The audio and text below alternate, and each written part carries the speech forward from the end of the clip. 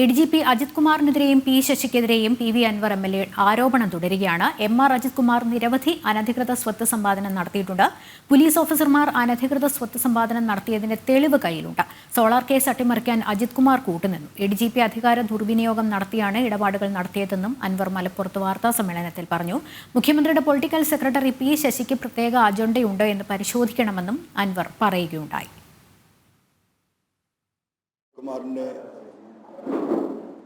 അദ്ദേഹത്തിൻ്റെ ക്രിമിനൽ പശ്ചാത്തലവും ക്രിമിനൽ ആക്ടിവിറ്റിയും ഈ ക്രിമിനൽ ആക്ടിവിറ്റിയിലൂടെ അദ്ദേഹം ഒരുപാട് സ്വത്ത് സമ്പാദനം നടത്തിയിട്ടുണ്ട് എന്ന് ഞാൻ ആവർത്തിച്ച് പറഞ്ഞിട്ടുള്ളതാണ്. എങ്ങനെയാണ് ഒരു പോലീസ് ഓഫീസർ ഇവിടെ സ്വത്ത് സമ്പാദിക്കുന്നത്, എങ്ങനെയാണ് കള്ളപ്പണം വെളുപ്പിക്കുന്നത് എന്നതിൻ്റെ നേർരേഖയാണ് എൻ്റെ കയ്യിലുള്ളത്. സോളാർ കേസ് അട്ടിമറിക്കാൻ MR അജിത് കുമാർ തുടക്കം മുതലേ പരിശ്രമിച്ചിരുന്നു എന്ന് ഞാൻ പറഞ്ഞതാണ്. അതുമായി എനിക്ക് ബന്ധപ്പെട്ട് വന്ന ഒരു പോലീസ് ഓഫീസർ എന്ന് പറഞ്ഞുകൊണ്ട് പേര് വെളിപ്പെടുത്താതെ എനിക്ക് വന്ന ഒരു കോൾ വോയിസ് ഞാൻ നിങ്ങൾക്ക് നൽകിയിരുന്നതാണ്. ശിവദാസ് കന്മനം ചേരുന്നുണ്ട്. ശിവദാസ്, ഈ ADGP അജിത് കുമാറിനെതിരായ ആരോപണങ്ങൾ PV അൻവർ MLA തുടരുകയാണല്ലോ. പ്രത്യേകിച്ച് ഈ സർക്കാരുകൾ മാറി മാറി വരുമ്പോഴും ഈ അധികാര ദുർവിനിയോഗം ADGP നടത്തിയിട്ടുണ്ട്. സോളാർ കേസ് അട്ടിമറിക്കാൻ ശ്രമിച്ചു. അത് ഒന്നാം പിണറായി സർക്കാർ അധികാരത്തിൽ വരുന്നതിന് തൊട്ട് മുൻപാണ്. ഒരുപക്ഷെ ആ കൈക്കൂലി പണം ഉപയോഗിച്ചിട്ട് കവടിയാറിൽ ഫ്ളാറ്റ് വാങ്ങി അത് മറച്ചു വിറ്റു, ബ്ലാക്ക് വൈറ്റ് ആക്കുന്നു. നിരവധി വളരെ ഗുരുതരമായ ആരോപണങ്ങളാണ്. ഇതെല്ലാം പറഞ്ഞു വെക്കുമ്പോഴും MLA പറയുന്ന ഇതിലെല്ലാം കൃത്യമായി വിജിലൻസ് അന്വേഷണം ഈ പറയുന്ന പോയിന്റുകളിലല്ല, അല്ലെങ്കിൽ ഈ പറഞ്ഞിട്ടുള്ള ADGP MR അജിത് കുമാർ നടത്തിയിട്ടുണ്ട് എന്ന് പറയുന്ന കാര്യങ്ങളെല്ലാം തന്നെ അന്വേഷണം വേണം എന്നുള്ളതാണ്.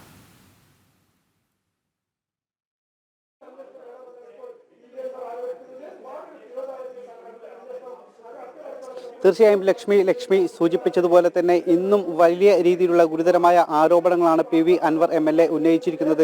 മുഖ്യമന്ത്രിയുടെ പൊളിറ്റിക്കൽ സെക്രട്ടറി പി ശശിക്കെതിരെയും അതോടൊപ്പം തന്നെ ADGP MR അജിത് കുമാറിനെതിരെയും വലിയ രീതിയിലുള്ള ആരോപണങ്ങൾ തന്നെയാണ് ഇന്നും അദ്ദേഹം ഉന്നയിച്ചിരിക്കുന്നത്. വലിയ രീതിയിൽ MR അജിത് കുമാർ പണം സമ്പാദിച്ചു, അനധികൃതമായി വലിയ രീതിയിലുള്ള സ്വത്ത് സമ്പാദനം നടത്തിയിട്ടുണ്ട്. അദ്ദേഹം സർവീസിൽ ഇരിക്കുന്ന കാലം മുതൽ തന്നെ ഇത്തരത്തിലുള്ള സ്വത്ത് സമ്പാദനം നടത്തിയിട്ടുണ്ട്. അതിന്റെ കൃത്യമായ തെളിവുകൾ തന്റെ കൈവശം ഉണ്ട് എന്ന് PV അൻവർ പറയുന്നു. ഇപ്പോൾ പുതുതായി ഉന്നയിച്ച ഏറ്റവും പ്രധാനപ്പെട്ട ഒരു ആരോപണം, തിരുവനന്തപുരത്ത് പട്ടത്ത് അദ്ദേഹം ഒരു ഫ്ളാറ്റ് വാങ്ങിയിട്ടുണ്ട്.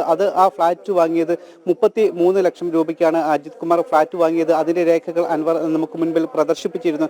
ഈ ഫ്ളാറ്റ് വാങ്ങി 10 ദിവസത്തിനകം തന്നെ ഈ ഫ്ളാറ്റ് മറിച്ചു വിൽക്കുകയാണ് ഉണ്ടായത്. അതായത് 65 ലക്ഷം രൂപയ്ക്ക് ഈ ഫ്ളാറ്റ് മറിച്ചു വിറ്റു. 10 ദിവസത്തിനകം തന്നെ ഇരട്ടി തുകയ്ക്ക് ഈ ഫ്ളാറ്റ് വിൽക്കുന്ന ഒരു സാഹചര്യം. കൃത്യമായി ഇത് വൈറ്റ് മണി ആക്കുക എന്ന ലക്ഷ്യത്തോടെയായിരുന്നു ഈ ഒരു വിൽപ്പനയും അതോടൊപ്പം തന്നെ ഇതിന്റെ ഇടപാടുകളും എല്ലാം തന്നെ നടന്നത്. ഇത്തരത്തിൽ നിരവധി ഇടപാടുകൾ അദ്ദേഹം നടത്തിയിട്ടുണ്ട്. ഈ ഒരു ഫ്ളാറ്റ് വിൽപ്പനയിൽ മാത്രം സ്റ്റാമ്പ് ഫീ ആയി മാത്രം തന്നെ ലക്ഷങ്ങൾ അദ്ദേഹം 4 ലക്ഷം രൂപയും ടാക്സ് വെട്ടിച്ചിട്ടുണ്ട്. അത്തരത്തിൽ നിരവധി അനധികൃതമായ സമ്പാദനങ്ങൾ നടത്തിയിട്ടുണ്ട്. തിരുവനന്തപുരത്ത് കവടിയാറിൽ മാത്രം 3 വീടുകൾ ഇദ്ദേഹത്തിനുണ്ട്. മുൻപും ഇത്തരത്തിലുള്ള ഒരു ആരോപണം ഉയർന്നപ്പോൾ നാം തന്നെ അതിന്റെ ഫ്ളാറ്റിന്റെ MR അജിത് കുമാറിന്റെ ഫ്ളാറ്റിന്റെ ദൃശ്യങ്ങൾ എല്ലാം തന്നെ പുറത്ത് വിട്ടിരുന്നു. അത്തരത്തിൽ ഇദ്ദേഹത്തിന്റെ ഭാര്യയുടെയും അതോടൊപ്പം ഭാര്യ സഹോദരന്മാരുടെയും എല്ലാം തന്നെ സ്വത്ത് വിവരം ഇനി വിജിലൻസ് പരിശോധിക്കണം. അത്തരത്തിലുള്ള കാര്യങ്ങളെല്ലാം തന്നെ താൻ ശേഖരിച്ചുകൊണ്ടിരിക്കുന്നുണ്ട്. അതോടൊപ്പം തന്നെ MR അജിത് കുമാറിന്റെ വിദേശ യാത്രകളിൽ വലിയ ദുരൂഹതകൾ ഉണ്ട്. പലപ്പോഴും അദ്ദേഹം ഒരു രാജ്യത്തേക്ക് അനുമതി തേടുന്നു, ആ രാജ്യത്ത് പോയി പിന്നീട് ആ രാജ്യത്തു നിന്നും മറ്റൊരു രാജ്യത്തേക്ക് പോകുന്നു. ഇത്തരത്തിൽ വലിയ രീതിയിലുള്ള ഗൂഢാലോചനകൾ അവിടെ വെച്ച് നടക്കുന്നുണ്ടോ എന്ന കാര്യമെല്ലാം തന്നെ പരിശോധിക്കേണ്ടതുണ്ട്. പോലീസിൽ നിന്നുള്ള ഒരു കൂട്ടുകെട്ട് ഇതിനായി അദ്ദേഹത്തിന് പിന്തുണ ലഭിക്കുന്നുണ്ട് എന്ന് അദ്ദേഹം പറയുന്നുണ്ട്. അതോടൊപ്പം തന്നെ മുഖ്യമന്ത്രിയുടെ പൊളിറ്റിക്കൽ സെക്രട്ടറി പി ശശിക്കെതിരെ ഗുരുതരമായ ആരോപണം ഉന്നയിക്കുന്നു. പലപ്പോഴും ഇത്തരത്തിലുള്ള പരാതികൾ ആഭ്യന്തര വകുപ്പിലേക്ക് എത്തുമ്പോൾ അത് മുകൾ തട്ടിൽ തന്നെ അവസാനിക്കുന്ന ഒരു കാഴ്ച നമുക്ക് കാണാൻ കഴിയുന്നുണ്ട്. അത് പൊളിറ്റിക്കൽ സെക്രട്ടറി അത് മുക്കുകയാണ് എന്നാണ് അദ്ദേഹം പറയുന്നത്. ഈ പൊളിറ്റിക്കൽ സെക്രട്ടറി പി ശശിക്ക് ഇതിൽ കൃത്യമായ അജണ്ടയുണ്ടോ എന്ന കാര്യം പരിശോധിക്കണം. എന്തായാലും താൻ ഇതുമായി ബന്ധപ്പെട്ടുള്ള നിരവധി തെളിവുകൾ ശേഖരിച്ചു വെച്ചിട്ടുണ്ട്. അതെല്ലാം തന്നെ മുഖ്യമന്ത്രിക്ക് അടക്കം പരാതി നൽകുന്നുണ്ട്. ഇന്നും ഇതുമായി ബന്ധപ്പെട്ട് DGPക്ക് പരാതി നൽകുന്നുണ്ട്. വിജിലൻസ് അന്വേഷണത്തിൽ കൂടുതൽ കാര്യങ്ങൾ അന്വേഷിക്കേണ്ടതുണ്ട്. കാരണം ഇതുമായി ബന്ധപ്പെട്ട് തൻ്റെ കൈവശമുള്ള നിരവധി തെളിവുകൾ നിലവിൽ തന്നെ താൻ നൽകിയിട്ടുണ്ട്. ഇനിയും കൂടുതൽ കാര്യങ്ങൾ ശേഖരിച്ചു കൊണ്ടിരിക്കുകയാണ്. വലിയ രീതിയിലുള്ള ഒരു പ്രവർത്തനം, ഗൂഢ ലക്ഷ്യത്തോടു കൂടിയുള്ള ഒരു പ്രവർത്തനം പൊളിറ്റിക്കൽ സെക്രട്ടറിയുടെയും MR അജിത് കുമാറിന്റെയും നേതൃത്വത്തിൽ നടക്കുന്നുണ്ട് എന്ന കാര്യം അദ്ദേഹം പ്രത്യേകമായി എടുത്തു പറയുന്നുണ്ട്. മുഖ്യമന്ത്രി പിണറായി വിജയനാണ് എടുക്കേണ്ടത്. പ്രത്യേകിച്ച് ഈ ശശിയെ പൊളിറ്റിക്കൽ സെക്രട്ടറി സ്ഥാനത്ത് നിന്ന് മാറ്റണം എന്നൊക്കെയുള്ള ആവശ്യം CPM-ൽ ഉയരുന്നുണ്ട്. പക്ഷേ ഇടതുമുന്നണി യോഗം നടന്നപ്പോഴൊന്നും ഈ PV അൻവർ MLA-യുടെ ആരോപണത്തിന് ഒരുപക്ഷെ പോസിറ്റീവായി മുഖ്യമന്ത്രി പിണറായി വിജയൻ നിലപാടെടുത്തിരുന്നില്ല. ഇന്ന് മുഖ്യമന്ത്രി മാധ്യമങ്ങളെ കാണുന്നുണ്ട്. അത് വളരെ നിർണായകമാണ്. കാരണം വയനാട് പുനരധിവാസ പാക്കേജുമായി ബന്ധപ്പെട്ട വലിയ വിവാദങ്ങൾ ഉയർന്നിട്ടുണ്ട്. മാത്രമല്ല ഇപ്പോൾ PV അൻവർ MLA തുടരെ ഇങ്ങനെ ആരോപണങ്ങൾ നടത്തുന്ന സാഹചര്യം. ഇതിലെല്ലാം മുഖ്യമന്ത്രിക്ക് ഇന്ന് മറുപടി ഉണ്ടാകുമോ? മാത്രമല്ല ഈ ആരോപണ വിധേയരായി PV അൻവർ MLA ആരോപണം ഉന്നയിക്കുന്ന ADGP ഒപ്പം തന്നെ പൊളിറ്റിക്കൽ സെക്രട്ടറിക്കെതിരെ നടപടിയെടുക്കാൻ. കാരണം PV അൻവർ MLA ഇന്നലെയും പറഞ്ഞത് ഈ പൊളിറ്റിക്കൽ സെക്രട്ടറിക്കെതിരെ അന്വേഷണം ഉണ്ടാകേണ്ടത് പാർട്ടി തലത്തിലാണ് എന്നുള്ളതാണ്. ഇതിനെല്ലാം പിണറായി വിജയൻ ഒരു യെസ് പറയുമോ എന്നൊക്കെ ഉള്ളതാണ് ഇന്നത്തെ വാർത്താ സമ്മേളനത്തിൽ നമ്മൾ നോക്കിക്കാണേണ്ടത്.